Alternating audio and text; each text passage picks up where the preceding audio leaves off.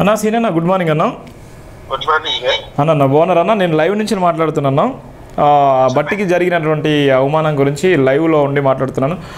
మొట్టమొదటి తెలంగాణ రాష్ట్ర SC commission chairman ఎర్రల్ల Srinivas అన్న కూడా చాలా స్పందించిండు. నా చరిత్రలో ఇలాంటి అవమానం జరగలేదని కూడా నిన్న ఆయన ట్విట్టర్ వేదిక సోషల్ మీడియా వేదిక కూడా దాని ద్వారా కూడా స్పందించిండు. ఎంత భయంకరంగా అంటే అంత భయంకరంగా జరిగినటువంటి అవమానానికి ఇయ్యాల ఉన్నటువంటి నేపథ్యంలో అన్నతో మనం మాట్లాడే ప్రయత్నం చేద్దాం. ఇప్పుడు ఉన్నటువంటి సందర్భంలో అన్న నిన్న జరిగినటువంటి మీరు బట్టికి జరిగినటువంటి అన్యాయం అయితే బట్టికి అయితే ఏ విధంగా అయితే అన్యాయం జరిగిందో బట్టికి జరిగిన అన్యాయం అయితే మీరు వెంటనే స్పందించారు. ఆ స్పందన నిజంగా మీ ప్రభుత్వంలో ఉన్నప్పుడు అలాంటి స్పందన ఏమైనా జరిగిందా అన్న? ఇంత అవమానం ఏమన్నా దీన్ని ఏ విధంగా ఏ కోణంలో చూస్తారు? నిజంగా ఇది చాలా బాధాకరం, చాలా దుర్మార్గమైనటువంటి చర్య. ఎందుకంటే దళిత సమాజం తెలంగాణ సమాజం అందరూ కూడా దీన్ని ఖండించాలి. అందరూ కూడా దీన్ని ఖచ్చితంగా దీని మీద స్పందించాలి, ఖండించాలి. ఎందుకనంటే ఎక్కడో ఒక ఆఫీసర్ చేసిందంటేనేమో దాన్ని మనము చిన్నగా చూడొచ్చు. సాక్షాత్తు ముఖ్యమంత్రి సారథ్యంలో అక్కడ దేవాలయంలో జరుగుతున్నటువంటి సందర్భంలో ఉంటే అధికారులు లేకుంటే అక్కడ ఉన్నటువంటి మంత్రులు ముఖ్యమంత్రులు ఎంత నిర్లక్ష్యం వ్యవహరిస్తారండి. అది ఎంత దుర్మార్గమైనటువంటి చర్య. ప్రోటోకాల్ ఏం చేస్తుంది, అసలు ఎండోమెంట్ కమిషనర్ ఏం చేస్తుండు, ఇవన్నీ నిజంగా అంటే ఇది నేనేమంటే కూర్చోబెట్టడమే, గుడిలో కూర్చోబెట్టే విధానమే ఒక కుట్రలో భాగం. గుడిలో కూర్చోబెట్టే విధానమే అవమానపరచడానికి నిదర్శనం, అది వివక్షతకు నిదర్శనం. అది ఎవరు కూడా అట్లా కూర్చోబెట్టడు. ఎండోమెంట్ కమిషనర్ మీద, ప్రోటోకాల్ ఆఫీసర్ల మీద తక్షణమే చర్యలు తీసుకోవాలి, సస్పెండ్ చేయాలి. ఎందుకనంటే ఎస్సీ ఎస్టీ కమిషన్ ఏం చెప్తుందంటే పిఓ యాక్ట్ ప్రకారం, పీసీఆర్ యాక్ట్ ప్రకారం ఖచ్చితంగా గుడిలో ఎవరికైనా దళితులకు అవమానం జరిగితే వారిపైన చర్యలు తీసుకోవాలనేసి పీసీఆర్ చట్టం, పిఓ చట్టం చెప్తా ఉన్నది.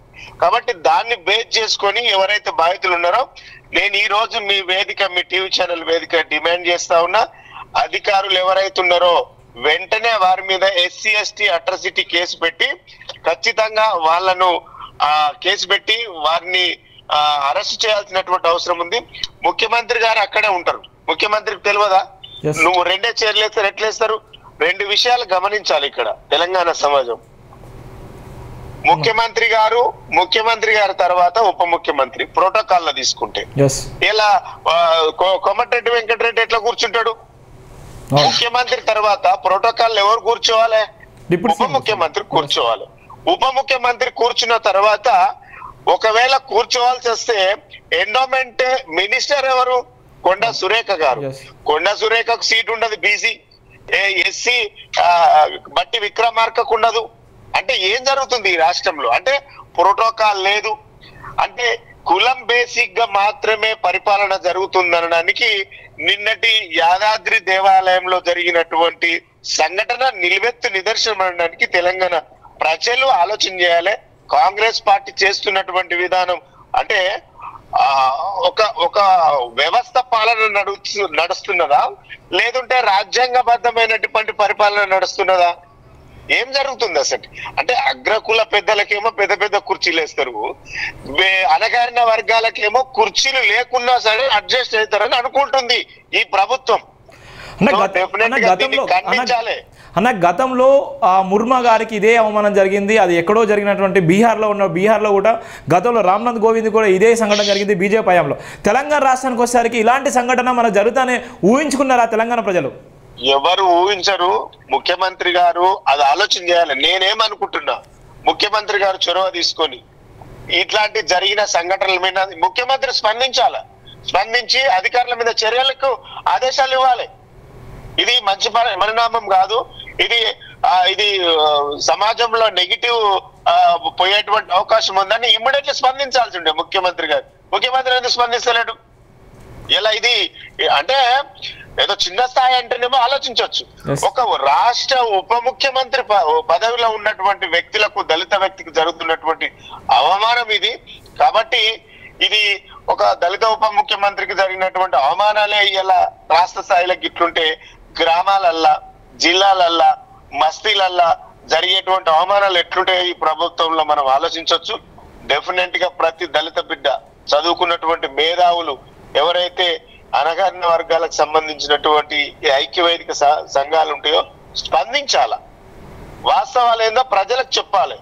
ఇలా ముఖ్యమంత్రి గారు స్పందించి అధికారుల మీద తప్పకుండా వేటు వేయాలి, అట్రాసిటీ కేసు పెట్టాలి, వాళ్ళు అరెస్ట్ చేయాలని నేను డిమాండ్ చేస్తాను. అంటే ముఖ్యమంత్రి గారు తెలియకుండా అధికారులు ఈ విధమైన చర్యలు తీసుకోవడానికి ఆస్కారం ఉందా? ముఖ్యమంత్రి గారు తెలియకుండానే, ముఖ్యమంత్రి గారికి ఇన్ఫర్మేషన్ లేకుండానే, ప్రోటోకాల్ ఇన్ఫర్మేషన్ తెలియకుండా ఒకటి నేనేమంటున్నా, ప్రతిదీ ముఖ్యమంత్రికి తెలియాల్సినటువంటి అవసరం లేదని నేను అనుకుంటా. కానీ ప్రోటోకాల్ అధికారులు ఎవరైతే ఉంటారో, ఎండోమెంట్ కమిషనర్, ఎండోమెంట్ ఆ డిపార్ట్మెంట్ కి సంబంధించినటువంటి ఆఫీసర్లు ఎవరైతే ఉంటారో డెఫినెట్ గా వాళ్ళకి తెలుస్తుంది. అర్థమైందా? చేతగాకపోతే ఎండోమెంట్ అధికారులు గడిబిక్తుండ్రా? ఏం తమాషనా? ఏం చేస్తాండ్రు? 2 కుర్చీలు అడుక్కుంటుండ్రా? కుర్చీలు లేనికి లేవా? కుర్చీలు వేసి సిస్టమ్ లేకపోతే వెనకటి నుంచి నడుస్తుంది కదా, కింద వేసి చాపలు వేసి కింద వేసి కూర్చోబెట్టి మీరు చేయాలి. అర్థమవుతుందా? 2 కుర్చీలు వేస్తాం. ఇలా ఏంది కుర్చీలు కరువైనాయా? ఎండోమెంట్ అధికారులకు అక్కడ ఉన్నటువంటి ఈఓకు కుర్చీలు లేవా? దొరుకుతలేవా? కుర్చీలు దొరుకుతలేవా? ఎమ్మెల్యేలందరూ నిలబడతారా? పార్లమెంట్ మెంబర్లందరూ నిలబడతారా? శాసనమండలి సభ్యులు నిలబడతారా? ఏంది ఇది అసలు? అంటే వీళ్ళందరినీ కూడా అగౌరవపరచడమే కదా. ఎండోమెంట్ శాఖ ఏం చేస్తుంది అసలు? ఎంత నిర్లక్ష్యంగా వ్యవహరిస్తూ ఉంది. డెఫినెట్ గా ఆదేశాలు ఇవ్వాలి. సో నేనేమంటున్నంటే ఇవన్నీ కూడా లోపాలు. ఈ లోపాలను సరి చేసుకోవాలి. ఇది చిన్న ఇష్యూ కాదు. అడ్జస్ట్ అవ్వడానికి అసలు డైజెస్ట్ అవ్వట్లేదు కదా. అడ్జస్ట్ అవ్వడానికి డైజెస్ట్ అవ్వట్లేదు కాబట్టి ఖచ్చితంగా ముఖ్యమంత్రి స్పందించాల. ఇప్పటివరకు కూడా ముఖ్యమంత్రి స్పందించలేదు, మంత్రులు కూడా స్పందించలేదు. భట్టి గారికి అక్కడ పూజ జరుగుతున్నటువంటి అనంతరం కూడా అక్కడ ఉన్నటువంటి దేవాదాయ శాఖ మంత్రి, ఒక బీసీ బిడ్డ, ఆమె కూడా అసహనానికి గురైపోయింది. ముఖ్యమంత్రి తర్వాత ఉండాల్సినటువంటి డిప్యూటీ సీఎం కూడా భట్టి గారి ఇంకా వెనక సెక్యూరిటీ గార్డు, ఎవరైతే సెక్యూరిటీ ఉన్నారో సీఎం గారి సెక్యూరిటీ కూడా ఆయనను అపహరించి ఆయనను వెనక్కి నెట్టేసినటువంటి పరిస్థితి కూడా నిన్న చూసినటువంటి క్లిప్పింగ్స్లో కానీ నిన్న చూసినటువంటి వీడియోలో కూడా మనకు స్పష్టంగా అర్థమైంది. అంటే ఇది ఒక నిదర్శనం అనుకోవాలా. అగ్రవర్ణాలు పరిపాలించడానికి, అలా అగ్రవర్ణాలే నిజంగా మేము పరిపాలిస్తాం, ఇలా దళిత సమాజం కానీ బీసీ సామాజిక వర్గం కానీ మా కింద మీరు ఏదైతే పని చేస్తారో గదే తరహాలో ఉండాలని ఒక హెచ్చరిక మాత్రమేనది. వెనకటికి కాంగ్రెస్ పరిపాలనలో నీలం సంజయ్ రెడ్డి నాయకత్వంలో కాంగ్రెస్ పార్టీ ఆనాడు తర్వాత దామోదర సంజయ్ కూడా అవమానం జరిగిందన్న 1950. అప్పుడు ఏం జరిగిందంటే తెలంగాణ వాడికి ఉప ముఖ్యమంత్రి పదవి ఉండాలని ఢిల్లీలో మాట్లాడుకొని వచ్చారు. ఢిల్లీలో మాట్లాడుకొని వచ్చిన తర్వాత బేగంపేట ఎయిర్పోర్ట్ దిగిన తర్వాత ఉప ముఖ్యమంత్రి పదవి అనేది 6వ వేలు లాంటిది, దానికి అవసరం లేదనేసి కాంగ్రెస్ పార్టీ ఆనాడే కుట్రలు చేసి కొట్టేపించింది ఆంధ్ర పరిపాలకుల దాంట్లో, నీలం సంజయ్ రెడ్డి హయాంలో. అంటే ఉప ముఖ్యమంత్రి పదవి అనేది కాంగ్రెస్ పార్టీ దృష్టిలో 6వ వేలు లాంటిదే అనేటువంటి ఉద్దేశం ఆనాడే ఉన్నది. అంటే దానికి విలువ ఇయ్యరు అనేది చాలా స్పష్టంగా అర్థమైంది. కాబట్టి ఇదంతా కాంగ్రెస్ పార్టీ ఒక కుట్రలో భాగమే. నేను అందుకే అన్నా కదా, కూర్చోబెట్టడం ఒక కుట్ర. గుడిలో కూర్చోబెట్టే విధానమే కుట్రలో భాగం, వివక్షతకు నిదర్శనం, వివక్షలో భాగమే అంటున్నా నేను. అందుకే కమిషన్ లో చట్టం ఉంటుంది, ఆ చట్టం పరిధిలో ఇవి వస్తాయి. డెఫినెట్ గా ఈ అధికారుల పైన చర్యలు తీసుకోవాలి, ముఖ్యమంత్రి స్పందించాలి. ఇప్పుడు ఉన్నటువంటి సందర్భంలో మీరు SC/ST కమిషన్ చైర్మన్ గా ఉన్నటువంటి సందర్భంలో ఇలాంటి సంఘటనలు మీ దృష్టికి వస్తే మీరు ఏ విధమైన చర్యలు తీసుకున్నారు? డెఫినెట్ గా నేను వెంటనే స్పందించి ఆదేశాలు ఇచ్చేవాడిని. జరిగినటువంటి సంఘటన కూడా రిపోర్ట్ తెప్పించుకొని బాధ్యులైన వారి పైన చర్యలు తీసుకోమని చెప్పేవాడిని. ఈ సందర్భంగా SC/ST కమిషన్ కూడా నేను ఒక రిక్వెస్ట్ చేస్తా ఉన్నా, వాళ్ళు కూడా స్పందించాలి, విషయం ఏందో తెలుసుకోవాలి, బాధ్యులైన వారిపైన చర్యలు తీసుకోవాలి. ఇంత స్పష్టంగా కూడా కనిపిస్తున్నది. ఇంకా ఎలాంటి బాధ్యతలు తీసుకుంటారు? ఈ నిజంగా సామాజిక కోణంలో న్యాయం జరుగుతుంది అనుకుంటారా? భట్టికి జరిగినటువంటి అవమానాన్ని తెలంగాణలో ఉన్నటువంటి దళిత సమాజం ఏ విధంగా చూసేటువంటి పరిస్థితి ఉంది? ఇది వివక్షత పూరితమైన దాంట్లోనే చూడాలి. దీని మీద కూడా చర్యలు తీసుకోలేదు అని అంటే ఇంకా పరిస్థితి ఈ రాష్ట్రంలో రాని ఎట్లుంటది అన్నది మనకు అర్థమైపోతుంది.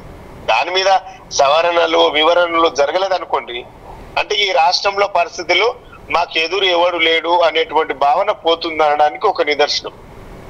అది డెఫినెట్ గా స్పందించాలి. అది ఇప్పటి వరకు కూడా మంత్రులు కూడా స్పందించలేదన్న, మంత్రులు కానీ ఎవరు కూడా స్పందించాలి. ఓన్లీ బీఆర్ఎస్ సంబంధించిన నాయకులు మాత్రమే స్పందించారు.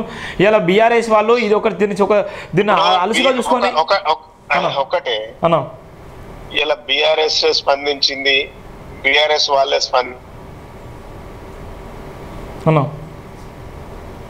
ఇలా వాళ్ళకు మాకు మంచిగానే ఉంది బట్టి అట్లా ఫీల్ కాలేదంటే ఎవడేం చేయలేడు దానికి. బట్టి అట్లా ఫీల్ కాలేదు మాకు మంచిగా అనిపించింది అంటే ఇక దానికి ఎవడు చెప్తాడు ఇంకా. మరి అట్లే ఉంటుండ్రు ఇక. మరి ఇది ఒక బట్టికి జరిగినటువంటి అవమానం కాదు కదా, ఒక ఉప ముఖ్యమంత్రి పదవి సీటుకు జరిగినటువంటి అవమానం. ఆ సీట్ లో కూర్చున్నది ఎవరు? రెడ్ అయినో వెల్మైనో ఇంకెవరో కూర్చుంటే ఎర్రలో సీన్ ఎందుకు మాట్లాడతాడు, శివ ఎందుకు మాట్లాడతాడు, ఎందుకు మాట్లాడతారు వీళ్ళంతా? ఒక దళిత బిడ్డ కూర్చున్నాడు కాబట్టి రాజ్యాంగం ఇచ్చినటువంటి చట్టాలను గౌరవించాలి, వాళ్ళకు ఉన్నటువంటి రిజర్వేషన్లకు గౌరవించాలి, వాళ్ళకు ఉన్నటువంటి హక్కులను గౌరవించాలి కాబట్టి ఇలా మాట్లాడుతూ ఉన్నాం అన్న. ఇంకోటి ఉద్యోగ నోటిఫికేషన్ లో కూడా బట్టి గారి ఫోటో కూడా పెట్టని సందర్భాలు ఉన్నాయి. అది తర్వాత చాలా అవి తీసేసిండ్రు. అది నీకు అసలు సంగతి తెలియదు. రోజు పేపర్ యాడ్లు చూస్తే బట్టి ఫోటో ఫ్రంట్ నుంచి లెఫ్ట్ కి వచ్చింది, లెఫ్ట్ నుంచి కిందికి వచ్చింది, కింది నుంచి మొత్తం లెఫ్ట్ అయిపోయింది. అవును, గుర్తుపెట్టుకోండి. అంటే క్రమక్రమంగా నేనేం చెప్పినా నీలం సంజీవరెడ్డి హయాంలో తెలంగాణ వాడికి ఉప ముఖ్యమంత్రి పదవి ఉండాలి అని ఢిల్లీలో డిస్కషన్ జరిగితే హైదరాబాద్ బేగంపేట దిగగా ఎయిర్పోర్ట్ దిగగానే ఉప ముఖ్యమంత్రి పదవి అనేది 6వ వేలు లాంటిది అవసరం లేదనేసి కొట్టేసి రానాడే 56లోనే, ఇప్పుడు కాదు.